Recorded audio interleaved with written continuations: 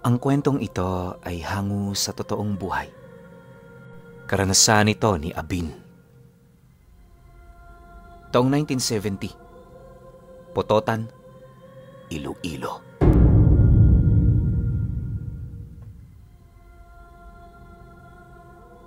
Matagal nang kilala ang lugar ng Pototan na maraming kwento ukol sa mga kababalaghan. Sikat na sikat ang lugar na yon sa mga kwentong kulam at barang, lalong-lalo na sa mga kwentong aswang. Ngunit sa kabila ng mga agam-agam, laban sa mga taong may kapangyarihan ng kaliwa, kokonting tao lamang ang nakakaalam ng tungkol kay Ulano, ang binatilyong sinasabing anak ng salot at kamatayan. Sa mga kamay nito, marami nang nag-alay ng buhay. Kahit na paglilipasan na rin yun ng panahon, sinasabing ang binatang yon hindi saklaw ng oras. Di ito tumatanda at lalong-lalo na hindi rin yun nakakaramdam ng panghihina. Marami nang nakakita rito, subalit sa hindi malamang dahilan, matapos nila yung masilayan, nakakalimutan nila ang wangis nito. Hindi na rin nila matandaan ang pangalan niya, kaya pawang kwento na lamang ang umiiral sa kanya. Maraming taong hindi naniniwala kay Ulano, pero may mangilan-ngilan namang nagsasabi na siya ay totoo at patuloy pa ring umiiral sa mundo ng mga tao. Ngunit sa kasamaang palad, magmula noong mawala itong si Ulano, hindi na ito nagparamdam sa lugar ng Pototan. Gayunpaman, kahit walang makapagsabi sa nangyari rito, patuloy pa rin siyang pinangingilagan ng mga nilalang na nasa panig ng kaliwa. Dahil sa takot ng mga ito sa kanya, kahit alam ng mga itong wala na siya, hindi pa rin yun basta-bastang naghahanap ng makakain nila. Nababahala kasi ang mga nilalang na yon na baka bigla na lamang magpakita sa kanila si Ulano sa mga sandaling marami na silang nagawang kasalanan sa baryo. Upang makakain din sila ng hindi pinoproblema ang kapangyarihan ng binatilyong yon, minabuti nilang gawin ito ng may pagtitimpi. Isang beses sa isang buwan, 3 beses lamang sila kung nambibiktima. Hindi rin umaabot sa 5 ang pinapatay nila, nang sa gayoy walang makita na rason itong si Ulano upang sila'y parusahan. Sa mga panahon namang ito, may isang lalaking nagbibinata sa Pototan na itago na lang natin sa pangalang Abin. Anak ng isang mahirap na magsasakang pamilya itong si Abin. Sa murang edad niya, bulag na ang kanyang kaliwang mata dahil sa karamdamang hindi naagapan ng kanyang mga magulang. Wala naman siyang sinisisi kung bakit siya nagkaganon. Noon pa man kasi, tanggap na niyang mangmang ang pamilyang kinamulatan niya. Hirap na hirap din yun sa buhay, kaya naiintindihan niya kung bakit wala itong panahon para mapatingnan man lang siya sa manggagamot. Upang maging kapaki-pakinabang naman siya para sa kanyang pamilya, mula 10, ginugol na niya ang kanyang panahon sa bundok. Mahirap man ang trabaho, mas mainam na ito kaysa hayaan ang mga kumukulo nilang sikmura. Sa loob ng 5 taong pagtatrabaho, danas na ni Abin ang lahat ng pahirap. Hindi na rin mabilang kung ilang beses na siyang nasugatan ng malubha dahil lamang sa pagsasaka. Subalit sa kabila nito, pinipilit niya pa ring tatagan ang kanyang loob para hindi siya maging pabigat sa kanila. Ayaw na ayaw niya kasing ibigay lang sa tatay niya ang lahat ng trabaho, lalo na't matanda na rin ito. Kahit ayaw siyang pagtrabahuhin ng tatay niya, wala naman yung nagawa kundi pagbigyan ng kanyang hilig. Nakikitaan din naman kasi siya nito ng dedikasyon na tumulong sa kanilang pamilya. Dahil dito, naging bukas ang ama ni Abin para sa kanya. Sa paglipas ng mga araw, napapansin niya ang pagkatuwa ng tatay niya sa mga bagay na kanyang ginagawa. Aminado rin naman kasi yon na may pakinabang siya, kaya sa halip na kagalitan siya nito, tanging silang dalawa na lamang ang nagdadamayan. Yung mga kapatid niya kasing nakatatanda sa kanya, maaga pang bumukod sa kanilang pamilya, buhat na rin ng matinding kahirapan. Di naman nila yun sinusumbatan, lalo pat may kanya-kanya naman yung karapatan sa kanilang mga buhay. Magmula rin noong umalis ang mga ito, doon na rin nagsimula ang karagdagang kalbaryo nila Abin. Ang mga naiwang trabaho kasi ng mga lumayas niyang kapatid na itambak sa kanilang ina na halos hirap na rin sa araw-araw. Dahil sa ganoong sitwasyon, hati na ang kanyang trabaho noon. Sa umaga, nasa bukid siya kasama ang tatay niya at pagtungtong naman ng 3:00, maaga siyang umuuwi para tulungan sa mga gawaing bahay ang kanyang ina. Ganon at ganon ang pag-ikot ng buhay niya, kaya halos hindi na niya naisip pa na magbabago pa ito. Ngunit sa hindi inaasahang pagkakataon, dumating ang isang pangyayari na nakapagpabago sa buhay ni Abin. Isang hapon, habang naglalakad siya sa gilid ng palayan, may nasipat siyang isang itim na baka na nanginginain sa tabi ng daan. Malaki ang bakang yon at sa itsura nito, alam niyang toro yun. Dahil sa alam niyang nanunuwag ang mga ganoong uri ng hayop, maingat naman siyang dumaan sa gilid nito. Ilang metro din ang layo niya sa nilalang na yan, kaya halos akalain niyang hindi na siya nito mapapansin. Ang kaso lang, nang akmang dadaan na siya sa tabi nito, bigla naman yung humarap sa kanya at walang sabi-sabi, sumugod yon ng napakabilis. Dahil sa medyo makipot noon ang daang tinatahak ni Abin, wala na siyang nagawa kundi ang tumalon sa ilog. Kahit may mga dala siya, napilitan siyang iwan ng mga ito para iligtas ang sarili niya. Akala niya sapat na ang kanyang ginawa, pero pag-ahon na pag-ahon niya, bigla niyang nasipat ang paglundag din ng baka. Mabilis siyang lumagpak sa kanyang kinaroroonan na siyang naging sanhi upang tuluyan siya nitong madaganan. Pagpailalim naman niya sa bakang yon, agad naman niyang sinubukang lumayo rito, ngunit dahil sa bigat nito, hindi niya yun nagawa. Dahan-dahan na noong nawawala ng hangin si Abin sa kanyang katawan at kasabay pa nito ang matinding pahirap, dala ng pagkadagan sa kanya ng nilalang.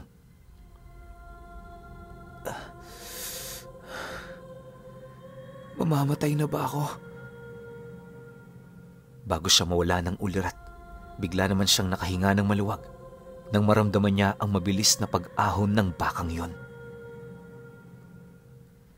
Makalipas pa ang ilang segundo, naramdaman niya ang malaking kamay na dumampot sa kanya, dahilan para mabilis siyang makaahon mula sa ilalim. Paghinga naman niya, agad naman niyang iminulat ang kanyang mga mata kung saan doon niya nakita ang isang binatang hindi nalalayo sa kanyang edad. Nakaupo yun sa tiyan ng bakang nakahandusay na sa lupa at base sa estado nito, parang hindi na yun humihinga. Matapos naman niyang masilayan ng binata, hindi na rin siya nagdalawang isip na magtanong ukol sa kung ano ang nangyari. Ngunit sa halip na sumagot ito, tumawa lang naman yun habang inaabisuhan siya nitong sumunod dito. Pagkarinig niya sa sinabi ng binata, agad naman siyang tumutol dahil sa merong ipinapagawa ang kanyang ama noong mga oras na yon. Subalit, nang marinig naman ito ang kanyang sinabi, imbis na maunawaan siya nito, bigla naman yung lumapit sa kanya sabay hawak sa kanyang noo. Pagdilim naman ng kanyang paningin, laking gulat na lamang niya nang may lumitaw sa kanyang tabi na isang binatang halos kahawig niya. Agad itong binigyan ng utos, kaya dali-dali naman yung umalis sa kinaroroonan nila. Matapos nun, inilahad ng binatang nagligtas sa kanyang buhay na wala na siyang dapat alalahanin pa. Nang marinig naman ni Abin ang sinabi nito, sa halip na magmatigas, minabuti na lamang niyang sumunod. Ang nasa isip niya kasi noong mga oras na yon, malalagay siya sa alanganin kung hindi niya pagbibigyan ang nais nito. Naniniwala rin siyang may tinatangan yung abilidad kung kaya't obligado talaga siyang gawin ang lahat ng iniuutos nito sa kanya. Sa pagpapatuloy naman ng kanilang paglalakad, panay naman ang kanilang naging pag-uusap. Kahit papaano, unti-unti nang bumaba ang tensyon sa kanyang katawan dahil na rin sa napapansin niyang mapagbiro naman pala ito. Ilang minuto pa ang lumipas, narating nila ang isang lumang tahanan sa baryo na agad din naman nilang pinasukan. Pag-upo naman ni Abin sa sala, humarap sa kanya ang binata, sabay lahad ng mga bagay na kailangan nito sa kanya. Ayon sa binatang yon, matagal na niyang pinagmamasdan itong si Abin. Nasaksihan niya kung gaano katindi ang paghihirap nito at kung ano ang kanyang mga naging sakripisyo para sa kanyang mga magulang. Nabanggit din ng binatang yon, humahanga siya sa ganoong mga tao, kaya nung makita niyang nasa panganib ang buhay nito, hindi siya nagdalawang isip na yon ay tulungan. Mariin din itong inilahad, kokonting tao lamang ang nakakaalam ng kanyang pangalan at pagkakakilanlan, kaya mapalad siya sapagkat nakausap niya yon sa kanyang murang edad. Nang marinig naman ni Abin ang sinabi nito, agad naman niya itong tinanong ukol sa pangalan nito. Dahil dito, walang pag-aalangan namang binanggit ng binatang yon ang pangalan ng binatang tinaguriang anak ng salot at kamatayan. Pagkarinig naman ni Abin sa sinabi nito, halos hindi naman siya makasagot sa kadahilanang matagal na panahon na magmula noong naging tanyag ang kwentong yon. Aminado rin siyang wala nang nakakaalam nito at kalimitan sa mga matatandang na bahagian ng kwento, hindi na yon natatandaan. Kaya naman niya alam ang tungkol doon ay dahil sa minsan niya na itong narinig sa lolo niya noong bata pa siya. Kahit nga siya, aminadong hindi siya roon naniniwala, kaya nung makaharap na niya ito, wala siyang ibang naisip kundi ang humingi doon ng pruweba. Nang marinig naman ni Ulano ang tungkol dito, agad naman itong ibinuka ang kanyang palad at mula sa kadiliman may lumabas na isang kamay ng dyablo na nag-abot dito ng isang tasang punong-puno ng kape. Hindi lang yun, may nasipat din siyang mga nilalang na pumaikot sa kanila, na pawang mga kaluluwang hindi pa nalalagay sa tahimik. Matapos naman itong maipamalas ni Ulano, agad naman yung tumayo at lumapit sa kanya. Pagtitigan naman nilang dalawa, harap-harapan naman itong inilahad sa kanya ang totoo nitong pakay. Ayon sa nilalang na yon, kaya siya nagpakita kay Abin ay dahil sa gusto niya itong gawing disipulo. Wala itong ibang gagawin kundi pumatay ng mga taong nasa panig ng kaliwa. Pagtatapat pa nito na, makakakuha siya ng gantimpala sa bawat nilalang na kanyang mapapaslang. Mariin din itong inilahad, wala siyang nais matupad sa ipapagawa niyang yon. Ang gusto niya lang, mabulabog ang mga aswang at mangkukulam sa putotan na dahan-dahan na namang naghahasik ng lagim sa lugar. Nang marinig naman niya ang sinabi nito, direkta naman niyang tinanong si Ulano ukol sa rason nito. Medyo nakakapagtaka kasi ang ganoong utos, lalo pat wala naman yung matibay na dahilan para ipagawa yun sa kanya. Dahil sa kanyang sinabi, bigla namang napangisi ang nilalang na yon habang nagwiwika ng, "Nakakaburyo nga walang ginagawa. Ay, alam mo Abin, sumpa ang pagiging walang kamatayan. Habang tumatagal, wala na akong nakikitang bagay na pupukaw ng aking interes. Kaya para matuwa ko, gumagamit ako ng mga katulad mo. Sa ilalim ng aking pangalan, ikaw ang magsasakatuparan ng mga trabaho ko. Bahala ka kung anong gagawin mo. Basta ang mahalaga, magawa mo ng maayos at perpekto." Dagdag pa nito na, dahil sa gagawin niyang yon, makikilala siya ng mga tao. Marami rin ang magtatangka sa kanyang buhay, dala ng mga kinikimkim nitong galit, buhat sa kanyang kapangyarihang tangan. Nabanggit din ni Ulano na dahil sa panganib na yon, asahan din niyang matindi ang magiging kapalit nito. Sa bawat tagumpay niya, magkakaroon siya ng isang hiling para sa kanyang pamilya. Maaaring hilingin niyang magkaroon ito ng malusog na pangangatawan o hindi naman kaya'y hingin niya ang mismong kamatayan ng kanyang mga magulang. Nang marinig naman ni Abi ng sinabi ni Ulano, di na rin siya nagdalawang isip na sumang-ayon sa alok nito. Aminado kasi siyang yon ang kanyang hinahanap noong mga oras na yon, kaya wala siyang karapatang tumanggi. Dahil dito napangisi lang naman si Ulano habang iniaabot sa kanya ang 3 batong may iba't ibang kulay. Nagliliwanag ang mga ito at base sa wangis ng mga ito, alam niyang nagtatangan to ng kapangyarihan. Kung hindi siya nagkakamali, mga mutya ang mga batong yon na siyang magbibigay sa kanya ng lakas upang maisagawa ang mga binabalak ni Ulano. Sapilitan niyong pinalulun sa kanya at nung nagawa na niya ito, nagsimula ng magbahagi ng detalye ang binatilyo kung papaano niya ito mapapagana. Matapos naman ang kanilang pag-uusap, sa tunog ng daliri nito, mabilis niya itong naibalik sa lugar kung saan siya sinuwag ng torong baka. Pagsilay naman niya sa paligid, dali-dali naman siyang tumakbo pabalik ng bahay nila. Habang binabagtas niya noon ang daan, lumilipad naman ang kanyang isipan dahil sa bilis ng mga pangyayari. Ilang minuto pa ang dumaan. Pagdating naman niya sa kanila, agad naman siyang tinawag ng kanyang ina na kasalukuyang nagwawalis.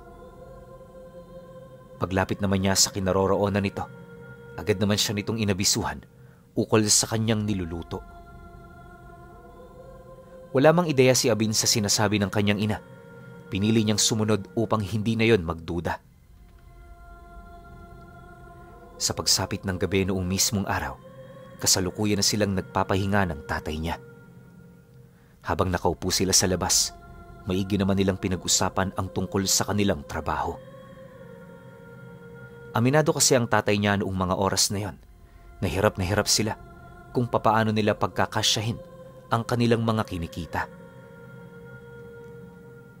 Nang marinig naman ni Abi ng tungkol dito, mariin naman niya ritong inilahad na maghahanap siya ng paraan para makaahon silang lahat. Sa paglipas pa ng mga araw, wala siyang ibang ginawa kundi ang makipagkita kay Ulano. Habang wala siya sa kanila, kinagawa naman siya nito ng kamuka upang hindi siya pagdudahan ng kanyang mga magulang. Ang nilalang na gumagawa nito ang tumutupad sa lahat ng kanyang mga trabaho sa araw-araw. Dahil sa ganoong sitwasyon, mabilis siyang natuto sa paggamit ng mga buhay na salita. Nagkaroon na rin siya ng malalim na karanasan sa pakikipaglaban dahil sa mga alipores ni Ulano na gawa sa purong kadiliman. Ayon kay Abin, lahat ng nilalang na pumapalibot dito ay purong mga masasama. Gayunpaman, sa kabila ng lahat ng yon, may napakabuting puso naman ang binata. Ni minsan hindi niya ito nakitaan ng hangaring pagmalupitan ng mga pangkaraniwang tao. Sa halip ang napansin niya rito ay ang pagnanais nitong makatulong sa lahat. Kahit alam ni Ulano na maliit lang ang maibibigay niyang tulong sa pamamagitan ng paglimita sa mga nilalang na nasa panig ng kaliwa, naniniwala si Abin na malaki ang naiaambag nito sa kanilang komunidad. Dahil sa ganoong dahilan, kung kaya't naging maluwag sa kanyang kalooban na sumunod sa hangarin ng binata. Ilang buwan pa ang lumipas, nang tuluyan na siyang maging handa, doon na nito ibinaba ang kauna-unahan niyang misyon.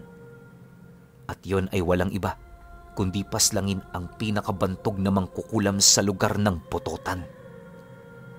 Dagdag pa ni Ulano, magdoble ingat siya sa paglapit sa teritoryo nito, gawa ng may dugo rin yun ng isang gabunan.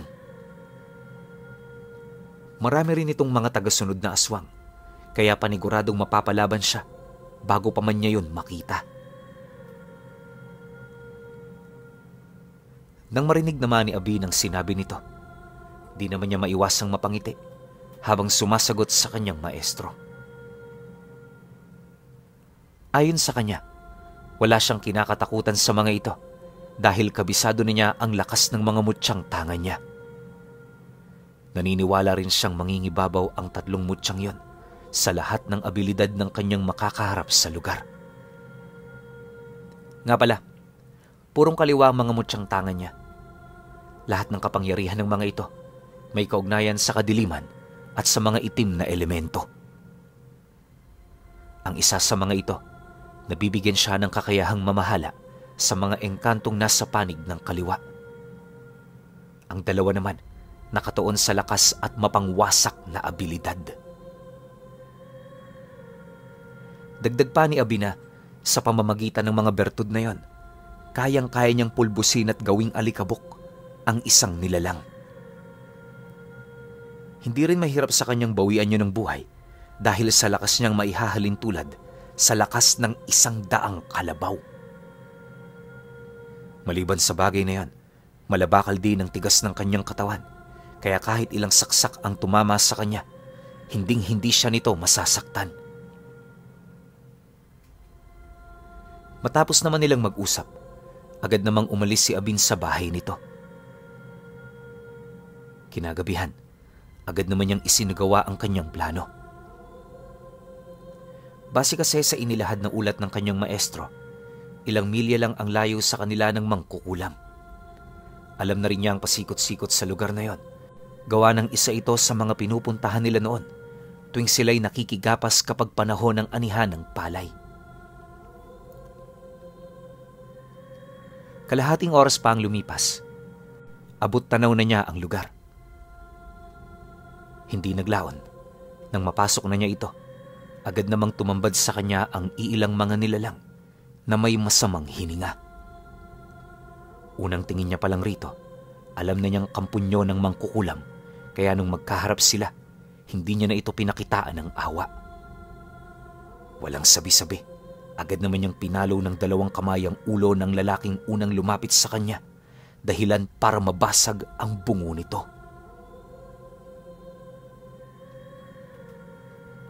Pagkahandusay nito sa lupa, agad namang nagpalit anyo ang mga kasama nito, subalit bago pa man siya nito maatake, tumagos na sa mga katawan nito ang kanyang kamao. Matapos naman niyang lipulin ang mga nilalang na yan, hindi na rin siya nagdalawang isip na tahakin ng daan patungo sa bahay ng matanda. Sa kanyang paglalakad, marami siyang nakaharap. Iba't ibang nilalang na nasa malalakas na lahi ang pilit humaharang sa kanya. Ngunit maging ang mga ito man, walang nagawa kundi ang mamatay sa kanyang mga kamay. Makalipas pa ang ilang minutong paglalakad, doon na nga siya hinarang ng matanda upang hindi na siya makapagdulot ng pinsala sa mga alipores nito. Pagkaharap naman nilang dalawa, agad naman niyang naramdaman ang galit nito, gawa ng ipinakita niya rito na hindi niya kailangan ng armas para matalo ang mga tauhan nito. Nang mapansin naman yun ni Abin, mas lalo niya pa itong ginalit hanggang sa hindi na yon nakapagtimpi. Maya-maya pa, pagsilay niyang nagpapalit anyo na ang matanda, doon na rin niya pasimpleng inilabas ang isa sa abilidad ng kanyang mutya. Lingid sa kaalaman ng nilalang na yon, may kakayahan siyang gawing sandata ang kanyang presensya. Kaya naman ito hindi napapansin ng matanda, ay dahil pagkatapos niya itong gamitin, agad niya itong inaalis sa kanyang kamay. Dahil dito, nakikita ng kanyang mga kalaban na pawang kamay lang ang kanyang ginagamit sa pakikipaglaban. Matapos namang makapagpalit anyo ng matanda, buong puwersa naman siya nitong sinugod, bitbit ang isang malaking karayom na halos gabraso na ang haba. Punong-puno ang sandatang yon ng pambasag mutya, kung kaya't nagdesisyon siyang salagin ito ng kanyang katawan upang panghinaan ng loob ang kanyang kalaban. Bago lumapat sa kanyang dibdib ang talim nito, nakapag-usal siya ng engkantasyon na nagbigay ng karagdagang lakas para sa bakod at puder ng kanyang katawan. Nang may isa katuparan naman niya ito, sakto naman ang pag-unday ng matanda ng tangan-tangan nitong karayom. Paglapat nito sa kanyang balat, halos hindi naman ito maiwasang makaramdam ng pagkagulat nang masipat nitong tanging ang presensya lamang ni Abin ang pumipigil sa pag-atake niya. Dahil dito, agad naman yung napaatras habang nagtatanong ukol sa ginawa niya. Nang marinig naman niya ang sinabi nito, ngumisi lang naman siya kasabay ng kanyang paghahanda. Hindi naglaon, pagsugod naman ni Abin sa nilalang, walang patid naman niya itong pinagsususuntok gamit ang kanyang kamaong bigla na lamang nagkakaroon ng espiritual na sandata. Dahil dito, huli na ng mamalaya ng matanda na butas-butas na pala ang kanyang braso. Sa isang kisap mata, agad naman yung lumupaypay habang dahan-dahang binabalot ng dugo. Sinubukan pa yung kontrolin ng matanda sa pamamagitan ng sinulid, pero dahil sa pagkalas ng buto nito, tuluyan na yung naipawalang bisa. Matapos ang pangyayaring yon, hindi na rin nagdalawang isip itong si Abin na suntukin ang dibdib ng nilalang. Sa 3 beses na pagtama ng kamao niya sa dibdib nito, hindi na napigilan ng matandang mapanghinaan, dahilan para bumagsak ngayon sa lupa. Pagsilay naman niyang wala na itong lakas, minabuti naman niyang tumigil habang pinagmamasdan ang mga nilalang na nagmamasid sa paligid. Bago yun magsipulasan papalayo, mariin niya tong binalaan na hanggat buhay siya, nais niyang walang mambibiktima sa uri nito sa lugar nila. Nabanggit din niyang katakatakot na parusa ang sasapitin ng sino mang maglalakas loob na siya ay suwayin. Matapos naman niya itong mailahad, muli niyang ibinaling ang kanyang paningin sa matandang kasalukuyang naghihingalo. Upang mapatotohanan naman niya ang pagkamatay nito kay Ulano, dinala niya ang ulo nito. Magmula noon, naging katiwala na siya ng diwata ng kadiliman. Sa paglipas pa ng mga buwan, marami itong ipinapatay sa kanyang nilalang na siya namang naging daan upang makilala siya ng mga tao. Sa pagtanda pa ni Abin, naging isa na siyang ganap na mamamatay aswang sa kanilang lugar. Ulti nyo nga yung pinsan ni Tiniente Gimo, pinangingilagan siya. Nare-respeto rin ito ang kanyang paniniwala, kaya hanggat maaari hindi yun pumapatay ng tao ng walang basihan. Pawang masasama lang din ang kinukuha ng mga ito, dahilan para mabawasan ng husto ang krimeng nangyayari sa kanilang lugar. Sa tulong din ni Ulano, nadugtungan ng mahaba-habang buhay ang kanyang mga magulang. Ayon sa kanya, namatay ang nanay at tatay niya sa edad 103. Kamatayan buhat ng pagtanda ang ikinasawi ng mga ito na siya namang natanggap niya kahit papaano. Magmula rin noong nawala ang mga ito, nagkawatak-watak na ang kanyang pamilya hanggang sa kalaunay nag-iisa na lamang siya. Pero alam niyo ba, kahit ganoon ang nangyari kay Abin, hindi naman siya pinabayaan ni Ulano, ang kinakatakutang binata sa buong Iloilo.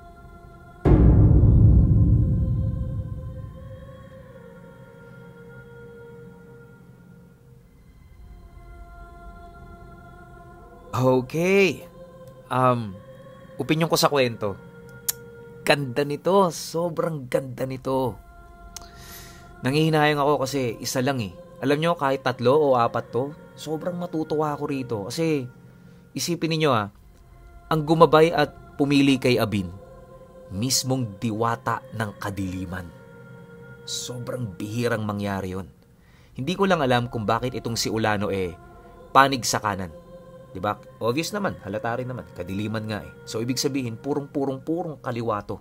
Walang kahit anong bakas ng kanan. Pero, tumutulong siya sa mga ordinaryong tao para patayin yung mga nasa panig ng kaliwa na kung tutuusin, pwede niyang gawing under lahat yun.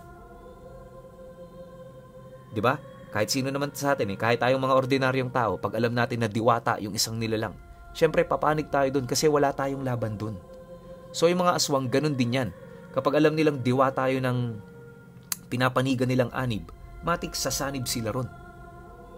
Diba? Kaso iba yung pananaw ni Ulano. So, di ko lang magets Pero alam nyo, mas maganda talaga to kung meron tayong backstory ni Ulano. Diba? Kung bakit siya talagang nagkaganon. Kasi, usap-usapan lang naman siya Parang hindi nga siya totoo diba? Parang, yun lang, usapang aswang lang din yung mga hindi naniniwala. Ang pandinig nila sa aswang talagang hindi totoo. So, ganun din kay Ulano. Pero itong si Abin, nakita niya, tinuruan siya, takot pa nga sa kanya yung pinsan ni Teniente Gimo So, ibig sabihin, ganun sila kalakas na dalawa. Diba, masasabi ko lang sa kwento overall, nang hinayang ako pero sobrang ganda at sobrang angas nito. Parehas pa silang binatilyo. Alam niyo yun, sasamahan siya ni Ulano hanggang pagtanda niya, ituturo yung mga bagay na hindi niya alam. Kumbaga, huhubugin siya para maging isang malakas na mamamatay aswang. Kaso lang isa lang nang hinayang talaga ako. Pero wala tayong magagawa, ganun talaga Kayo pa rin. Kung may opinion kayo sa kwentong ito, comment nyo lang sa baba. Yun lang, hanggang sa susunod na kwento. Salamat.